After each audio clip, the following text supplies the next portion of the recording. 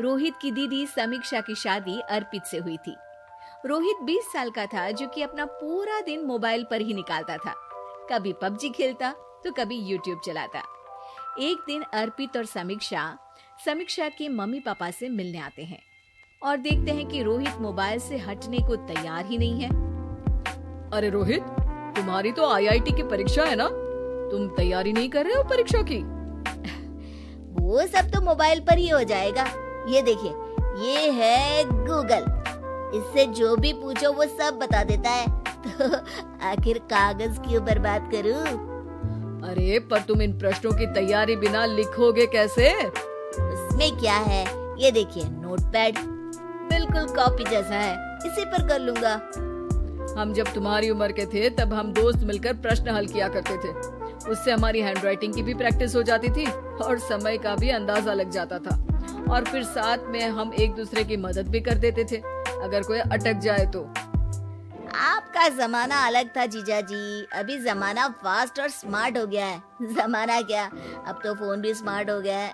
समय के साथ बदलना पड़ता है जीजा जी। अब बस भी कीजिए, आप हर चीज को लेक्चर में बदल देते हैं। रोहित अच्छा कर लेता है परीक्षा में। इतने में अर्पित के सास ससुर जी आ जाते हैं हॉल में और अर्पित इस बारे में बात नहीं करता। हालांकि अर्पित को लगता तो है कि पूरी तरह मोबाइल पर लगे रहना सही नहीं है, पर वो इस बात को और नहीं छेड़ता। ऐसे ही 2 दिन निकल जाते हैं। समीक्षा, मुझे काम से फोन आया था, मुझे वापस काम पर लौटना पड़ेगा। पर हमें आए हुए तो 2 ही दिन हुए हैं। अभी चले गए तो माँ और पापा को अच्छा नहीं लगेगा ना। अच्छा ठीक है, तुम रुक जाओ, मैं काम खत्म करके फिर लौट आऊंगा। एक काम कीजिए ना, परसों रोहित भी परीक्षा के लिए निकलेगा, आप उसी के साथ निकल जाना।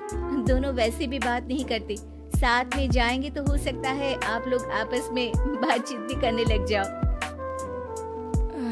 ठीक है, मैं काम को 2 दिन टाल सकता हूँ। उसी रात जब सब खाना खाने बैठे थे तो अर्पित अपने जाने की खबर बाकी लोगों को बताता है। मुझे काम के लिए वापस जाना होगा। अरे बेटा, पर अभी तो तुम आए हो, इतनी जल्दी चले जाओगे? नहीं माँ जी, समीक्षा यहीं रहेगी और मैं जल्दी काम खत्म करके वापस आ जाऊंगा। ठीक है, काम भी जरूरी है। वैसे कब निकलोगे बेटा? 2 दिन में। मैंने सुना है कि उस दिन रोहित को भी परीक्षा के लिए जाना है, तो कल मैं दोनों की टिकट करा लेता हूँ बुक। मेरी टिकट रहने दीजिए जीजा जी, मैं तो फोन से ही करवा लूंगा। हाँ, पर कोई दिक्कत हो गई तो? अरे कोई दिक्कत नहीं होती जीजा जी, फोन सब कर सकता है। हमारे फोन के रिचार्ज से लेकर टीवी का रिचार्ज सब रोहित यही फोन से बैठे बैठे कर देता है। अब ये नई चीज तो हमारे समझ के परे है, पर अच्छा है कि रोहित जानता है। हमारी मेहनत इतनी कम हो गई भाई। हाँ, पर अगर टिकट नहीं मिली तो? अर्पित की बात पूरी होने से पहले ही बिजली चली जाती है। अरे ये क्या हो गया, आपने बिजली का बिल भर तो दिया था ना? अरे नहीं, मैं तो भूल गया था।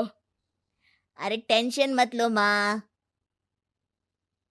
देखा जीजा जी, आप बिजली का बिल भी भर सकते हो, समय बदल गया है।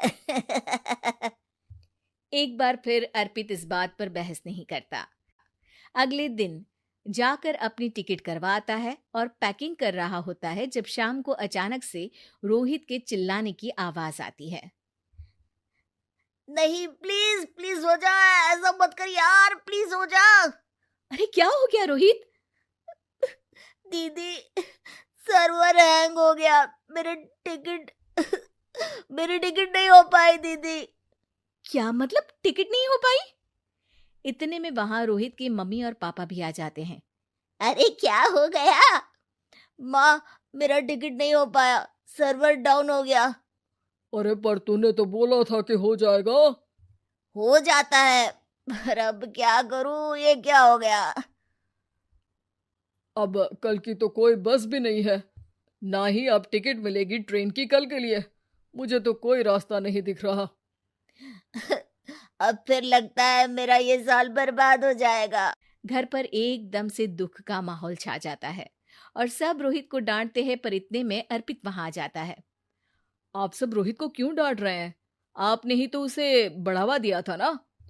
लेकिन इसकी लापरवाही के कारण इसकी परीक्षा छूट जाएगी। इसने तो हमसे कहा था कि टिकट हो जाएंगे। हे भगवान, अब क्या होगा? चिंता करने की कोई बात नहीं है। मैंने एक एक्स्ट्रा टिकट करवा ली थी।